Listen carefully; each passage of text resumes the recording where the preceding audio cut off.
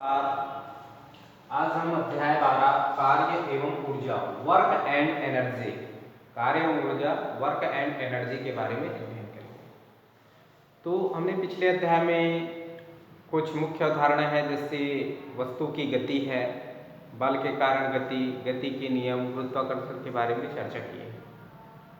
तो कार्य एवं ऊर्जा भी विज्ञान की एक महत्वपूर्ण अवधारणा है जो हम अनेक प्राकृतिक जो घटनाओं को समझने और उनकी व्याख्या करने में मदद करती है। इस अध्याय में हम इनका अध्ययन करेंगे।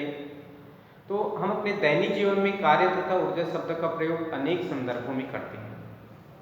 जैसे वह खेत में कार्य करता है, वह बहुत ऊर्जावान व्यक्ति है आदि। किसी भी कार्य को करने के लिए ऊर्जा की आवश्यकता होती है। मनुष्य एवं मशीन भी कार्य करने के लिए ऊर्जा का उपयोग करते हैं। जैसे विद्यार्थी घर से विद्यालय तक पहुंचने के लिए साइकिल चलाने या पैदल चलने में अपनी ऊर्जा का उपयोग करता है। इसी प्रकार विद्युत बल्ब की रोशनी देने के लिए भी विद्युत ऊर्जा का उपयोग करता है। तो इस प्रकार हम अपने दैनिक जीवन में बहुत सारे ऊर्जा और कार्य के उदाहरण के बारे में अनुभव किए हैं, समझे हैं, जाने हैं, सुने हैं। ठीक है, तो कार्य का क्या है? ठीक है, तो हम जैसे दैनिक जीवन में सामान्यतः किसी भी लाभदायक शारीरिक एवं मानसिक परिश्रम को कार्य समझते हैं या उसको कार्य समझा जाता है।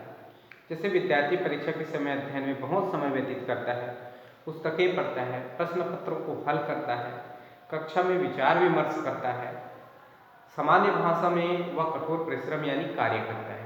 इसी प्रकार किसी भी गीत को गुनगुनाना, मित्रों से बातचीत करना, विद्यालय के लिए कार्य योजना बनाना, सोच विचार करना आदि सभी को कार्य समझा जाता है। लेकिन हमारे जो विज्ञान है, तो विज्ञान में ऐसे कार्य है, लेकिन ऐसे कार्य को कार्य के रूप में नहीं समझते, क्योंकि विज्ञान में भौतिक कार्य की परिभाषा कुछ अलग होती है। ठीक है, तो कार्य करने के लिए दो दशाओं का होना आवश्यक है हमारे साइंस में। इनमें वस्तु पर कोई बल लगाना चाहिए और दूसरा है वस्तु विस्थापित होनी चाहिए, वस्तु की स्थिति में परिवर्तन होनी चाहिए। ठीक है, ये साइंस की दृष्टि से। तो भौतिक कार्य तभी होगा जब बल की उपस्थिति में वस्तु में विस्थापन हो। वस्तु में विस्थापन यानी कोई वस्तु जो रखा गया है, उस वस्तु जो रखा गया है ये इस स्थान पर है और उस पर जब बल लगाएंगे तो अपने ए बिंदु से उस दूसरे बिंदु पर जाए, ए से बी बिंदु पर चला गया। तो वो क्या है, उस पर जो बल लग रहा है और बल के कारण उसके स्थान में परिवर्तन हो रहा है, तो वहां पर बल लग रहा है और वो कार्य कर रहा है, ऐसा माना जाता है। तो अन्य सभी कार्य भौतिक कार्य नहीं है। इसी प्रकार व्यक्ति का ऊर्जावान होना या विद्युत ऊर्जा अथवा उष्मा या गति ऊर्जा का अलग अवधारणाएं हैं। तो हम यहाँ पर भौतिक कार्य और भौतिक ऊर्जा का अध्ययन करेंगे। तो भौतिक कार्य के कुछ उदाहरण हैं, उसको जैसे समझते हैं। ठीक है, इसको ध्यान सुनेंगे। आप सब अनुभव भी किए होंगे, थोड़ा सा ही मिलेगा, समझ पाओगे, उतना कठिनाई नहीं जाएगा। तो एक पुस्तक को उठाते हैं हम, या पुस्तक उठाएं, इसके लिए आपको बल लगाना पड़ता है। यानी पुस्तक को जैसे उठाते हैं, ये पुस्तक रखा है, इसको जैसे उठाएंगे तो इसके लिए हमको बल लगा है पुस्तक उठाने के लिए। और पुस्तक है वो ऊपर की ओर विस्थापित हो रहा है। मान लो हमारे टेबल में रखा है और पुस्तक उठाते हैं तो वो विस्थापित होता है, इसलिए यह विज्ञान में कार्य माना जाएगा। पुस्तक ऊपर उठाने में लगा बल गुरुत्वाकर्षण बल के विरुद्ध कार्य करता है, अर्थात गुरुत्वाकर्षण बल उसको स्थिर रखा है, जड़त्व में रखा है, उसको उठाते हैं तो वो भी बल लगाता है और हम उसके विरुद्ध कार्य करता है, तो पुस्तक की गति में परिवर्तन होता है। अपने दैनिक जीवन में बहुत सारे और उदाहरण है ना, जो सामान्य भाषा में कार्य करते हैं।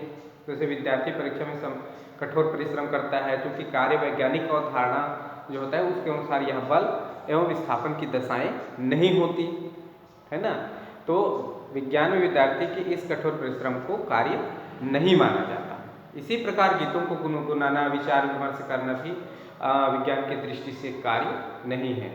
यदि आप एक कुर्सी को 1 मिनट या 10 मिनट तक उठा कर रखते हैं तो क्या आपने कार्य किया है ना। तो इसमें क्या है, शायद इसमें थकान महसूस होता है, आपको बहुत कार्य किया ऐसा लगता है, परंतु भौतिक कार्य की परिभाषा के अनुसार कुर्सी को उठाए रखने में आपको कुर्सी पर कोई कार्य नहीं किया, ऐसा है। क्योंकि कुर्सी को उठाए रखने के लिए आपने बल लगाया पर कुर्सी में विस्थापन नहीं हुआ, क्योंकि जो कुर्सी उठाते हैं उसमें बल लगा, थकान महसूस हुआ, लेकिन उसमें कोई विस्थापन भी नहीं हुआ। आपके द्वारा लगाए गए बल में कुर्सी पर कोई कार्य नहीं माना जाएगा। ठीक है, जैसे कुर्सी को उठाते समय कुर्सी की स्थिति में कुछ परिवर्तन हुआ, उस समय आपने भौतिक कार्य किया, उसके बाद वस्तु को उठाए रखने में कोई अतिरिक्त कार्य नहीं किया। यानी उस समय हम कार्य किए, उठाए हैं, उसकी जगह में थोड़ा सा परिवर्तन हुआ, वो भौतिक है, लेकिन उठाए रखे हैं, बहुत समय से उठाए रखे है ना कुर्सी को, तो उसमें हमको थकान महसूस होता है, बल लग रहा है, उसको उठाए हैं, तो इसमें वहाँ पर कोई भौतिक कार्य नहीं, वहाँ पर विस्थापन भी नहीं हो रहा है। तो इस प्रकार से हमारे दैनिक जीवन में अनेक कार्य होते हैं। ठीक है, यहाँ पर हम फिर देखते हैं एक नियत बल द्वारा किया गया कार्य। तो एक नियत बल द्वारा किया गया कार्य, इसको समझते हैं। तो जैसे बल व विस्थापन पता होने पर हम कार्य की गणना कर सकते हैं। बल या विस्थापन की जो गणना हमको पता हो गया तो हम उसकी गणना कर सकते हैं। तो मान ली किसी वस्तु पर एक नियत बल F लगाते हैं। मान लो कोई एक वस्तु है, जैसे हमारे टेबल पर ये चित्र में मैं थोड़ा सा बता देता हूँ।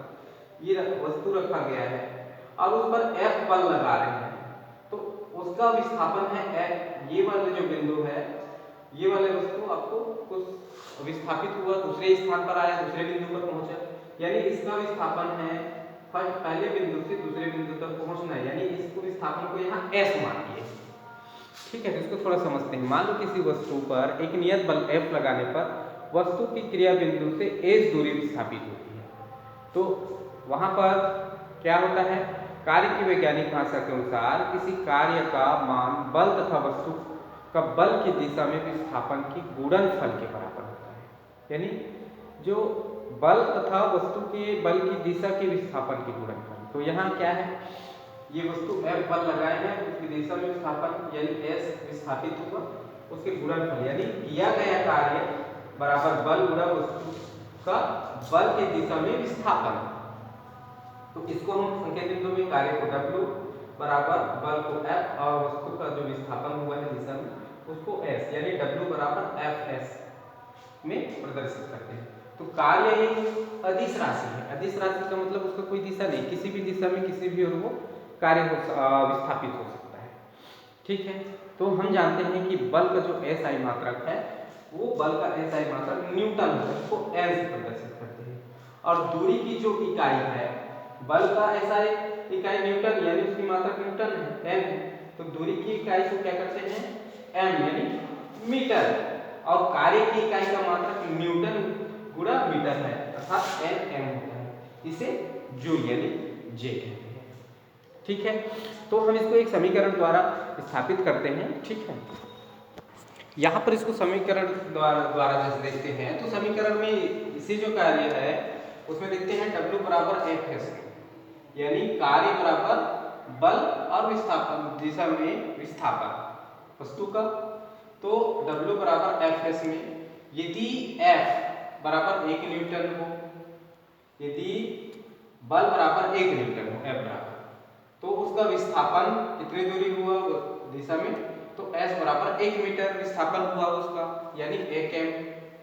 तो यहाँ पर कार्य Fs में क्या होगा, इसका कार्य कितना हुआ, तो W बराबर 1 n यानी 1 न्यूटन गुणा 1 m, यानी इस मान को रखे हैं F बराबर 1 न्यूटन, S बराबर 1 मीटर।